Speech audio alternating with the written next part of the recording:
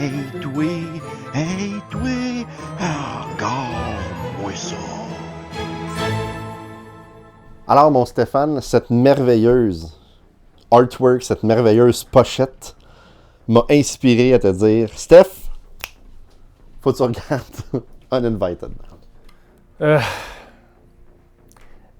Quand on a fini Le Chevalier du Démon du Midi, je pensais que Steve allait m'épargner.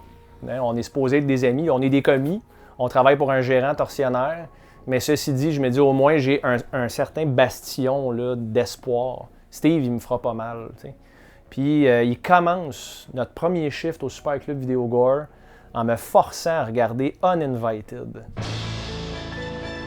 Pourquoi tu as fait ça? Je ne le sais pas. C'est de la torture cruelle. C'est un film de 1987, présenté par, et c'est la première shot du film, Amazing Movies. Je ne sais pas si c'est de l'autodérision. Okay? On s'entend que présentement, j'en fais de l'autodérision juste en parlant de ce document-là. Amazing Movies, j'ai juste dit à voix haute « Hey boy! » Il n'y avait rien là encore. Il ne s'était rien passé. Mais Steve m'a montré la pochette. Hein? Tu m'as montré la pochette à notre dernier épisode, puis du Chevalier du Démon. Tu as dit « Regarde ça, la pochette que j'ai trouvée. » Puis j'ai essayé de fermer mes yeux. Puis, tu sais. Mais là, attends, c'est parce que j'aurais pu jouer avec toi, parce que j'aurais pu te montrer la pochette que Vinegar Syndrome ont faite. Quand même! Ça, c'est quand même un peu plus beau. Ouais. On s'entend que ça a le tout d'un film des années 80, puis c'est dans le prime. 87, c'est une grosse année aussi. Moi, j'avais 5 ans. Puis les films d'horreur trash comme ça, sans budget, avec des idées clairement élaborées sur la cocaïne, il y en avait plein. Puis il y en avait qui étaient meilleurs que d'autres. Dans le fond, le scénario de ça, c'est très simple. C'est un chat infecté avec un virus génétiquement modifié dans un labo. Pourquoi ils font ça, c'est pas expliqué du tout, bien entendu, mais ils essayent d'injecter avec une seringue du Party Expert, là, avec de la confiture aux fraises dedans, un pauvre chat caramel. Puis ce chat-là, immédiatement, il y a un zoom, une shot rapprochée de sa face, extrêmement mal faite en feutre, puis il est pas content, le chat. Puis là, il s'évade du labo. Là, on a plusieurs problèmes. Premièrement, les acteurs qui sont là, on s'entend, là, c'est des figurants ou presque. Les agents de sécurité, les médecins, les scientifiques qui font partie du labo regardent la caméra, okay, à plusieurs shots. Ils regardent la caméra, puis là, puis là, ils se rendent compte. Ils n'ont même pas daigné reprendre la scène. Ils ont dit, regarde, on va le laisser, ça peut pas être pire que le reste. Ce qui est le fun dans ce film-là, il y a 2 acteurs connus. Les autres, je ne les nommerai pas. Il y a George Kennedy, qui jouait dans Naked Gun, qui était le collègue à Leslie Nielsen. Le bon vieux George. Le bon vieux George, qui a l'air écœuré de sa vie solidement dans ce film-là. Et un choix sentimental, j'en ai parlé tantôt du film Nightmare on Elm Street 2, Clu Gulager, qui joue le père de Jesse, et qui joue également dans Return of the Living Dead. La scène du bat de baseball qui décapite un zombie. Moi, Clu Gulager, je l'adore, il est tordant dans ce film-là. Le chat qui est infecté du virus, Steve, que je te parlais, se rend sur un yacht dans les Caraïbes. Donc, c'est un peu comme Jason Takes Manhattan, mais avec un chat mal fait à la place. Le chat arrive et c'est des mafieux, imagine-toi donc, c'est des gangsters sur le bateau. Puis, le chat est comme avec eux dans un huis clos sur la mer des Caraïbes. Donc, je suis sûr que le tournage est extraordinaire. Par contre, l'écoute n'était pas extraordinaire. L'autre problème, Steve, c'est tourné en 4:3. Ben, en fait, c'est filmé en widescreen puis c'est adapté initialement pour une télé 4:3. Ce qui est très drôle avec ça. Mais là, c'est parce que tu as vu le DVD. Exactement. Sûrement que si tu avais vu le Blu-ray de Vinegar Syndrome.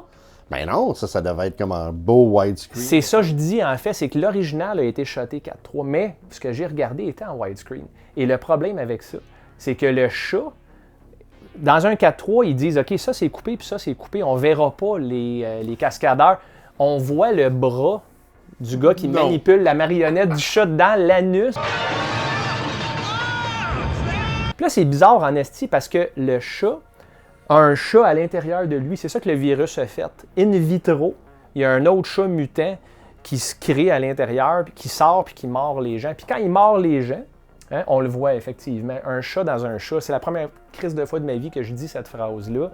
Le chat il est en fucking ravage sur le bateau. Puis c'était un gros party de bananes. Okay? Ça veut pas dire que c'est des gars qui croisent le fer. Là. C'est pas de ça que je parle. Tout le monde mange des bananes. C'est des fucking gangsters avec des bananes. Il y a quelque chose qui détonne peut-être un petit peu.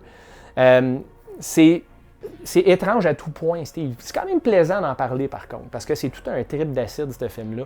Il y a une des personnages qui s'entraîne avec un One Piece des années 80, comme on voyait, là. Un One Piece en spandex, puis elle fait une genre de routine de gymnastique avec un VHS, OK, sur le bateau. OK. Et là, il y a beaucoup de suggestions de viol. Puis c'est casual, tu sais. Un des gangsters s'approche, puis il dit « Honnêtement, j'ai vraiment envie de te mater, j'ai envie de te toucher un peu partout. » Puis c'est très malaisant. Puis rapidement, cette scène-là dégénère en un autre gangster qui fait « Qu'est-ce qui se passe ici? » Et ils se mettent à se tirer dessus. Dans le bateau. Mais il veut défendre la pauvre demoiselle? Ouais. Bon. Mais à coup d'arme à feu, pendant qu'il y a un chat dans un chat sur un bateau, me semble, c'est étrange. Une histoire de félin. Hein? Exact, oui, c'est ça. Un échange de félins. Un échange? Ah oui, c'est un échange. Un échange de félins. Ed Hawkins, en fait, qui est le nom du personnage de George Kennedy dans Naked Gun, se fait enfanter par le chat. Il se fait mordre, puis on dirait qu'il devient enceinte. Son cou se met à faire des bulles à une certaine place, OK? Puis là, j'étais, OK, le chat va littéralement sortir de sa gorge. Mais non, ils ont juste eu assez de budget pour faire une petite maquette de bulles, puis là, tout redevient à la normale. Et il crève. Sans fucking impact. Là, lui, c'est parce que son cachet était épuisé, puis il dit « Hop, bon, 3 minutes de trop, là, tuez-moi. Là. Mettez-moi de quoi dans le cou, mettez des petites bulles. » Puis la scène, c'est débile, man. Ça transitionne vers George Kennedy enrobé dans des couvertes, puis il se fait juste crisser par-dessus bord, tu sais. C'est incroyable, là. Puis j'avais même pas le temps d'apprécier George Kennedy qui crève, qui était déjà au large. Tu comprends? C'est très, très étrange. Il y a une belle scène, par contre. Moi, je l'ai appelé le dude blond parce que je refuse de nommer les acteurs dans ce film-là. Se fait défigurer par le chat. Encore une fois, le budget des effets pratiques, il devait être rendu à peu près à 300$. Là. Fait qu'il devait arriver au bout là, de leur peine pas mal. Il se fait déchirer le visage, il agonise un peu, puis il meurt de façon sans impact. Puis, quoi d'autre qui se passe avec ça? En gros, on s'attend à la même affaire tout le temps dans ces films-là. Ils vont finir par vaincre le chat et se sauver du navire, un peu comme Jason Takes Manhattan. C'est juste qu'il y a, heureusement, il n'y a pas un acte 3 à Manhattan avec des barils d'acide, et ainsi de suite. Ce qu'il y a, par exemple, à la fin, on voit la marionnette avec le bras dans le cul sur un radeau. En fait, non, c'est une valise. OK?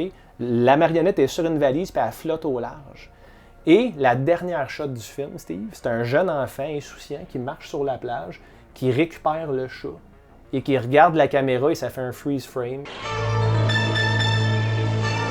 Et ça zoome dessus, comme si quelqu'un allait être angoissé de ça. Comme la fin de Rocky, là, quand il court, puis qu'il saute, puis... Exact. Même impact cinématographique, même importance aussi. Donc voilà pour Uninvited, le premier Regarde-moi ça du Super Club Vidéo Gore. OK, mais là... Attends, parce que plus que t'en parles, plus que je trouve que ça a l'air vraiment cool à regarder. Mais t'as pas l'air d'avoir... Écoute, tu y donnes combien d'yeux à ce film-là?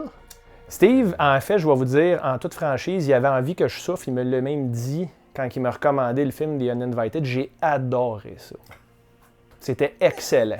Pour de vrai? Ah oui. Oui, parce que c'était un film qui faisait pas de référence à lui-même. Donc, c'était pas un film qui se regardait dans le miroir avec des clins d'œil en disant « Je le sais que je suis poche, mais... » je l'assume, là, puis ça va être... Non, ce film-là a essayé de faire de quoi? On s'entend que la scène avec Clu Gulager, George Kennedy qui se fait tuer étrangement, ils ont eu du fun sur le plateau, tu sais. Oh, ouais. Mais reste que le film a essayé. Avec la shot de la fin, là, c'était pas une blague, là, il essayait de nous faire peur. Puis moi, des So Bad It's Good, quand c'est fait comme ça me plaît. Donc, je vais lui donner pour le premier Regarde-moi ça, 2,5 yeux sur 5.